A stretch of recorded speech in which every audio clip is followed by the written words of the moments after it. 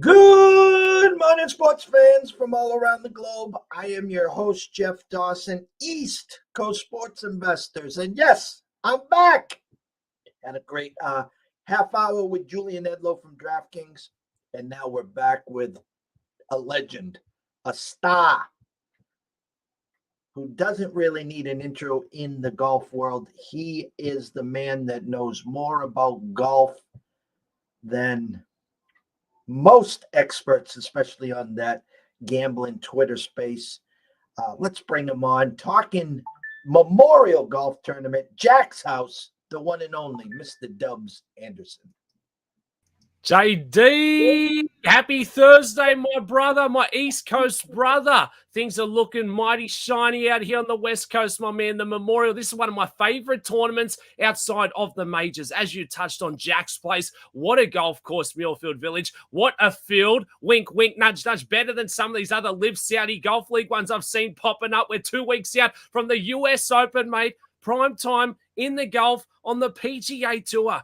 This is what gets me going. The golf course looks sensational out there this morning. It's a softer track. There's plenty of birdies, not like we expected that. And look at some of these names up top of the board. Cameron Smith, my Aussie countryman, sitting at 4 under par there early. Happy Thursday to you, my friend JD.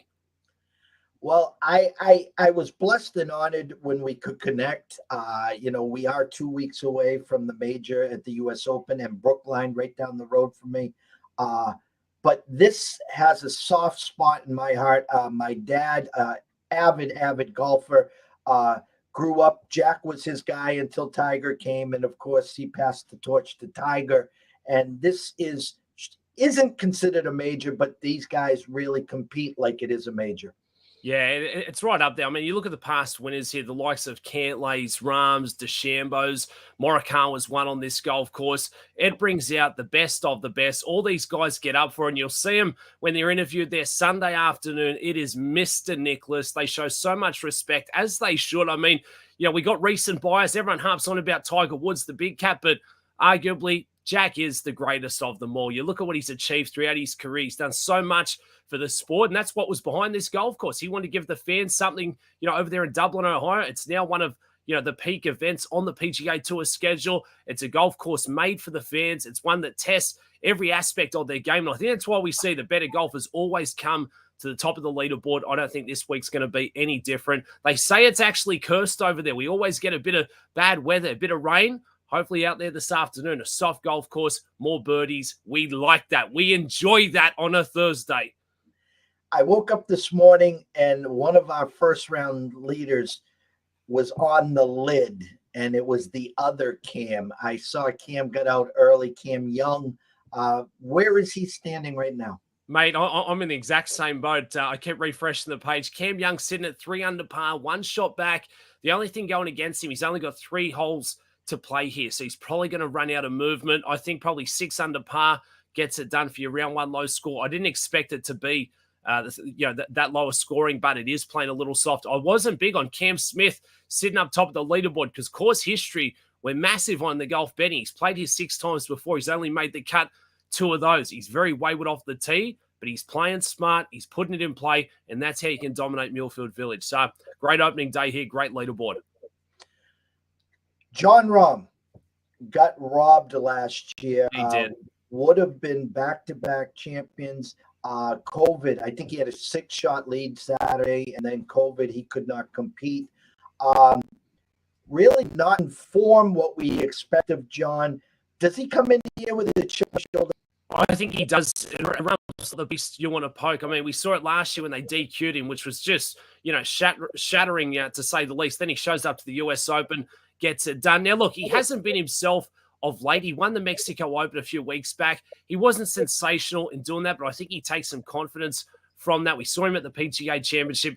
When Rahm gets going, when he's motivated, I do think he is the best golfer in the world. I think he's going to bring it all for this one. The number's not great, 11-1, the outright market, but I absolutely think he is a horse for this golf course. I mean, it's funny, last year, JD, he was DQ'd from that event, all the carry on about, COVID and whatnot. I saw him 2 weeks later, and there's no protocol outside the golf course. So I'm in the hotel, I'm like, hey, Rambo, how you doing? No one's wearing masks, but then they expect these guys toe the line. So I thought that was crushing. One of the big storylines for last year. So I absolutely think Rahm is going to be coming back with a chip on the shoulder. And they're big shoulders, the big Spanish bull, John Rambo. I'm going to steal your line. Horses for courses. That's it. And you brought a name up that has had success here who cannot putt at a mini golf course right now. Colin Morikawa. What the hell's going on? I don't know. I mean, a few comes to mind. I'm so big on Morikawa's golf game.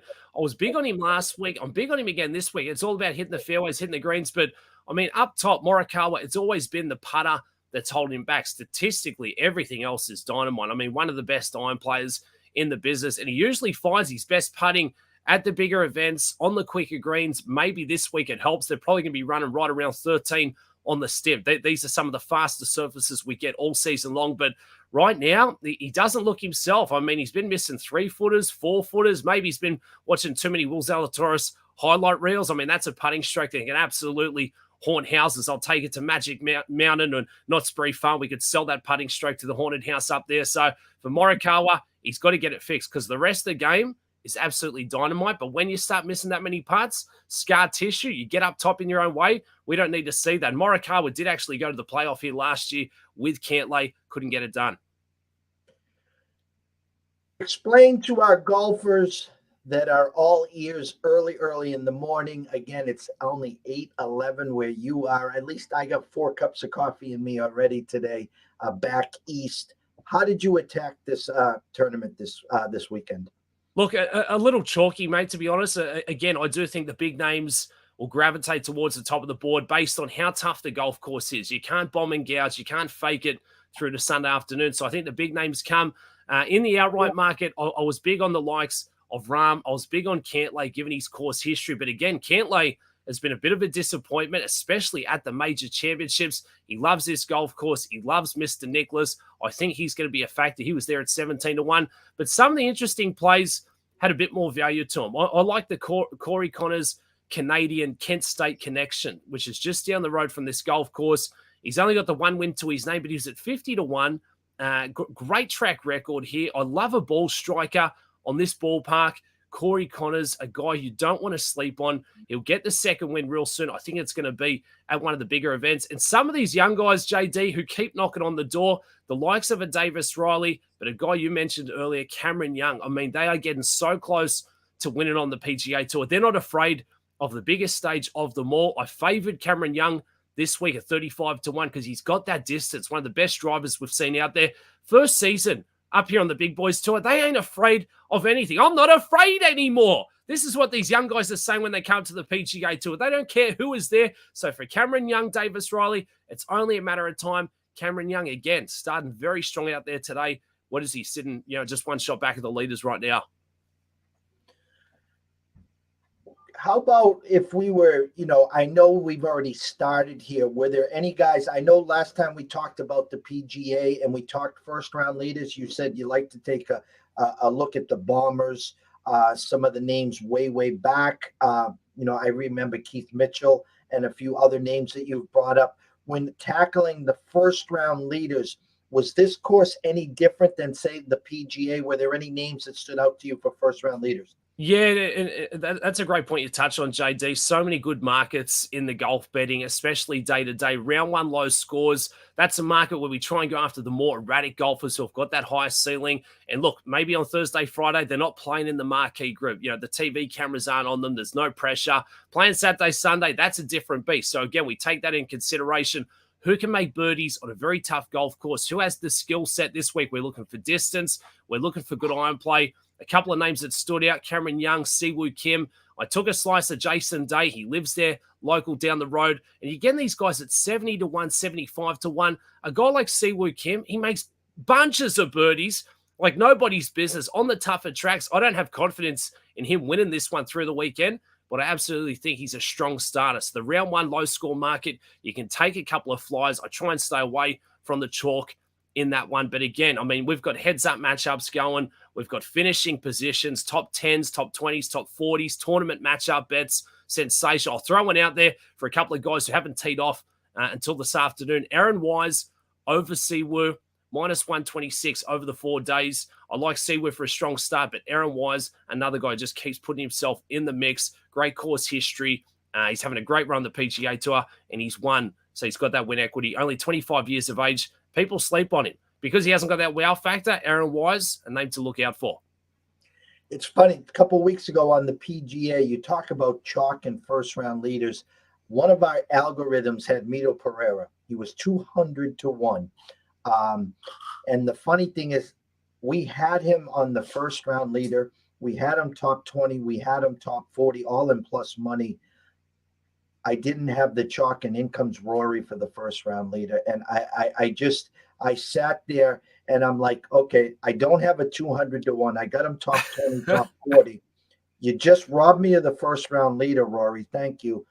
But we had JT at 19 to 1, so I can't complain there you go. that. There you go. I guess leading up now, you just talked about a couple head-to-heads. Was there anything else that might have stood out? Maybe someone that's not in form, that this course they can get into form, or vice versa? Some of the big names that look like they're in form, but this course just doesn't match their style. Yeah, I mean, Cam Smith, but look, he's proved me wrong this morning. A guy like Adam Scott, who's struggling out there today, but if he can get through today's round and keep it close to even par, he could be a factor. Course history, I'm big on. A guy like Adam Scott, he's played here 13 times, made 12 cuts. That stands out to me. 4 top 10s. He was going off at 65 to 1 in the outright market. You're still going to get a big number on him after today because he hasn't gone lights out. But again, even par, 1 or 2 under, you're still going to be right in there after Thursday. The market that stands out to me are the finishing positions, the top 20s and top 40s, because the book handicaps it based on, achievements, how they're looking in the outright market, and then they push it across to the finishing positions. But that's not always the case. I mean, some of these PGA Tour golfers are very comfortable making a top 20, making a top 40, and I know they've got no business trying to win a tournament on Sunday. They just don't have that X factor. They don't have that ceiling. And look, you've got to look at the intangibles. Some of these guys, they're not made of the right stuff. We saw it last week. I mean, Harold Varner, I hate to kick him out when he's down, but he gets near the lead on a Sunday and he goes up in flames. Same like a guy like Scott Stallings. He's won the PGA Tour, loves that top 40 payout. So that's where the value is for me, and we get that plus money. And you know I love that plus money, JD. And like we saw at the PGA Championship, typical Roy McIlroy ruining our bets on a Thursday and then doesn't go on with the job on Sunday. He's got to get out of his way. He's got to learn from JT.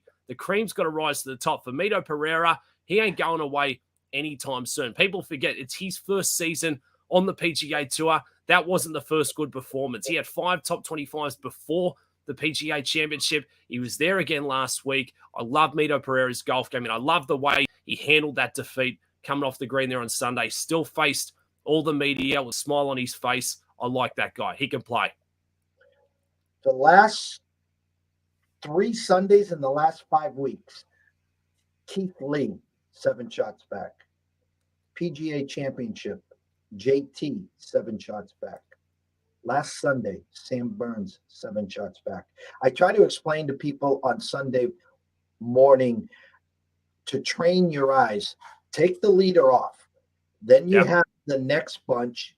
You got to get your eyes further down to the guy that posts a -7 for the day. Someone that can post that number where these guys aren't even on the driving range yet, some of them. Can you expect anything like that on a course like what we're seeing this weekend? Or that was just, listen, take those Sam Burns, the Lees, the Justin Thomas, don't try to triple down. No, it's not happening.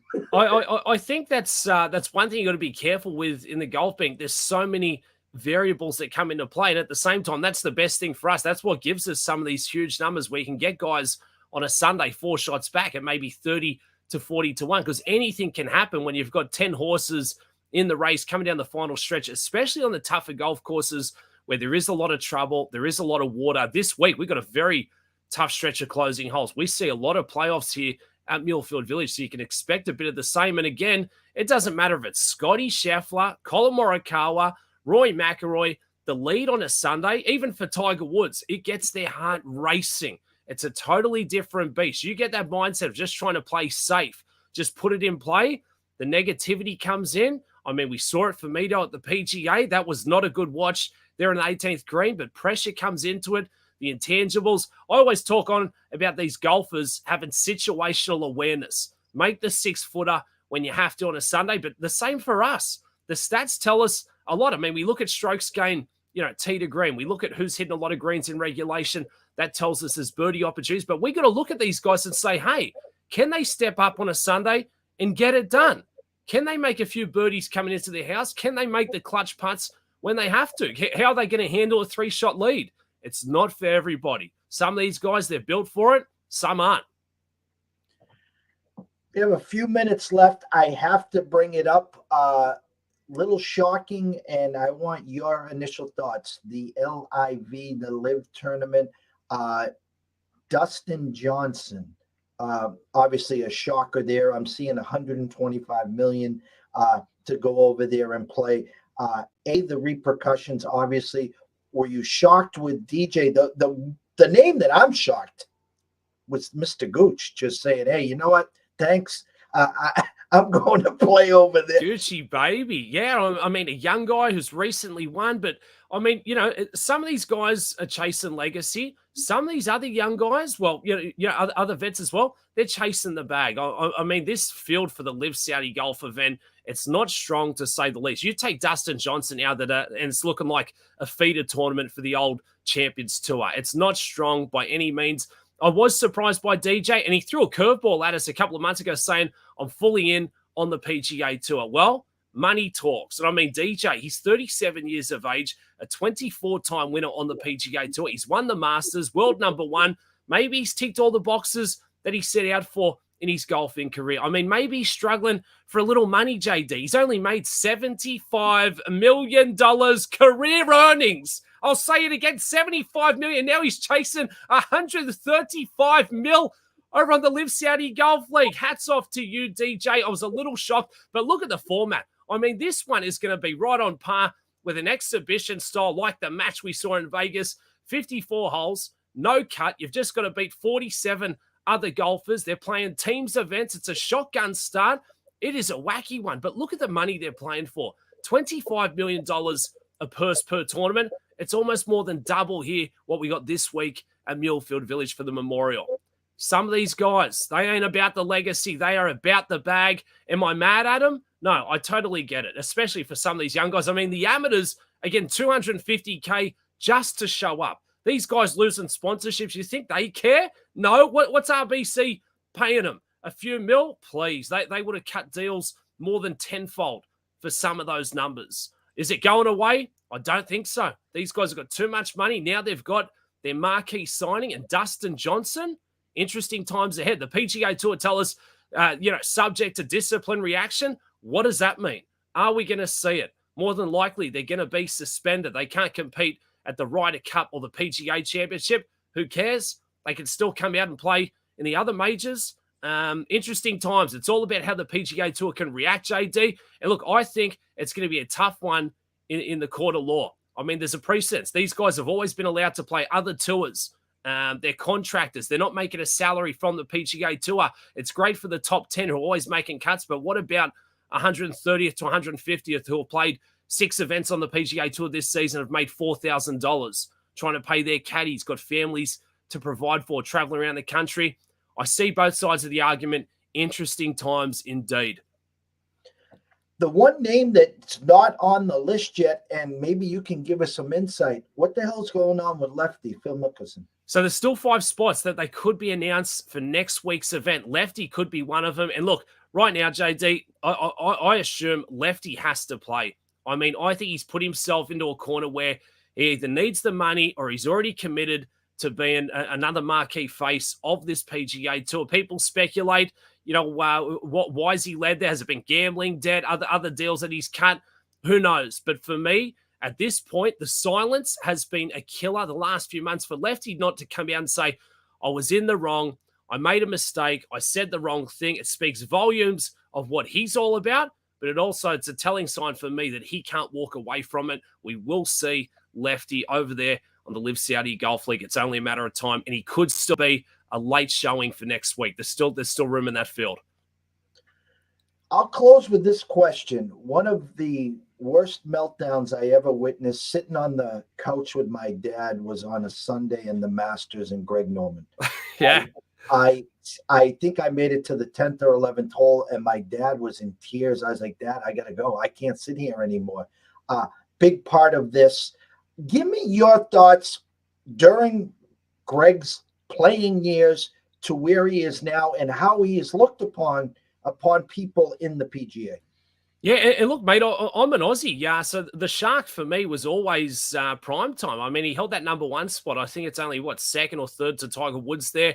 He was fantastic. What a playing career for Greg Norman, but he always had that chip that he couldn't get it done at the Masters. Sure, he won a couple of British Opens, but that's not the same thing. The big one for him was the Masters. And look, I hate saying that word, but he choked. And that has always haunted Greg Norman. And once he stopped playing, we never saw him coming back for a lot of these events. And I think it had to do with, if he wins their Augusta National, we see Greg for a lifetime. He's held a much better light. I think he looks a lot more positively towards the PGA Tour of America. But don't forget, he tried to start an alternate league back in the day when he was at the prime of his power. So this has always been something he's been very passionate about, looking after the players' right to sort of make as much money as they can and play wherever they want. But, I mean, right now, the Shark, tarnished reputation, to say the least, whether you're here stateside or back in Australia, for a golfer, for a guy who did so much for the sport. And I think he was one of the first to bring that athleticism, that sort of X factor to golf. That swashbuckling style on a Sunday, had the long flowing hair, the big wide rim, the great white shark was making a charge on Sunday. I think it's disappointing, but we know he is all about business. So for the Shark, I see where he's coming from. I can only imagine how much he's getting paid. There's rumors that Jack Nicklaus was offered the same role for $100 million. He knocked it down. They then went to Greg Norman, and he much obliged. So, look, there are some comparisons between him and DJ. I mean, DJ has had a couple of majors that he's let go. One robbed there due to a penalty on the 18th hole. So maybe he's like, hey, I've done my time as well. It's time to go make that money. I'm going to retire by 40. I'm done with chasing majors. And so be it. Greg Norman, Dustin Johnson, storm in a teacup? No. The PGA Tour, not too happy with those boys. The one and only Mr. Dubs Anderson. You can find him at Mr. Dubsy at Sports Grid TV at Sports Grid. Boston versus the Book. Hell of a co-host yesterday. Props US. And, of course, at Talk Golf to me.